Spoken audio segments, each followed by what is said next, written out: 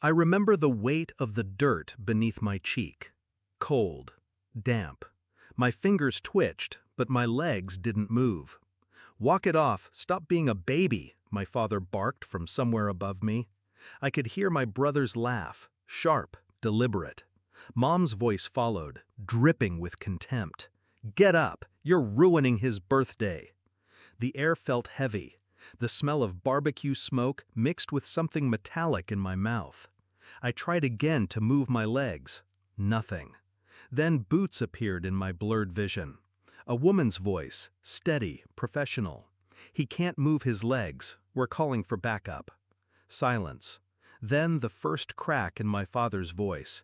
"Is that necessary?" It was. I grew up believing loyalty was blood deep. My parents had rules: protect family, trust no one outside it. I followed them. I worshipped them. I thought my brother was my closest ally. But the cracks started small. I'd catch them whispering when I entered a room, hear my name followed by a sigh. Birthdays where my presence felt like an obligation, not joy. My brother's smirk became a constant, especially when I was hurt. The day it shifted completely was 2 years ago. I overheard Mom telling him, "You'll get the house one day. Don't worry about him. He's not built for much." I was the him. From that moment, I started noticing patterns. My father cutting me out of conversations about the family business. My brother taking credit for my work. Jokes about me being clumsy or soft.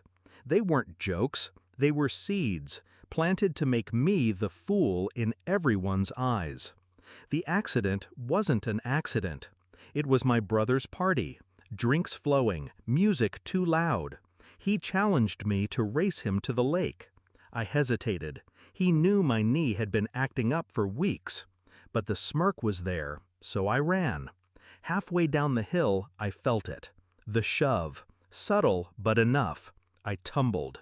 Rocks tore at my skin. My head snapped forward. Then, stillness. I saw his shadow leaning over me before anyone else arrived. He didn't help. He just whispered, "Guess you're not as fast as you thought." The MRI showed spinal damage, not permanent paralysis, just months of recovery. But the paramedics' report included her suspicion: possible intentional push. That's where my advantage began. I didn't yell, didn't confront. I let them think I was broken, physically and emotionally. They relaxed. They got careless. The plan formed quietly. First, I needed proof. My father was obsessed with legacy and reputation. So I started recording conversations, innocent at first, then more pointed. Within weeks, I had hours of footage. My brother bragging to friends. My parents mocking my weakness. Even Mom laughing about the push. Second, I found allies. The paramedic, my old coach, a neighbor who'd seen my brother shove me before. Each had a piece of the puzzle. Third, I built the legal trap. I consulted a lawyer, not to sue, but to structure a transfer of assets. My parents didn't know that when they signed a few medical expense forms for my rehab, they were also signing over partial control of the family business to me. The confrontation was the finale I'd been rehearsing in my head. It was Christmas Eve, our family-only dinner. My parents were laughing at some story my brother was telling about me tripping over my crutches last month. I waited until their wine glasses were full. "I've been thinking," I said, my voice steady, "about that day. The hill." My brother froze, fork halfway to his mouth. My father rolled his eyes. "We're not doing this again." I slid my phone across the table, hit play. Their voices filled the room, mocking me, describing the push, laughing about how he'll never prove it. Silence. Then I placed a folder beside the phone. "These are the signed transfer agreements. You gave me control of 40% of the business, effective immediately." My father's face drained. "You tricked us?" "No," I said. "You underestimated me." I turned to my brother. "And you? You're done. The board meets next week. I'll be presenting these recordings and the witness statements. You won't just lose your position, you'll lose your credibility. Every investor will know what you did." He opened his mouth, but no words came out.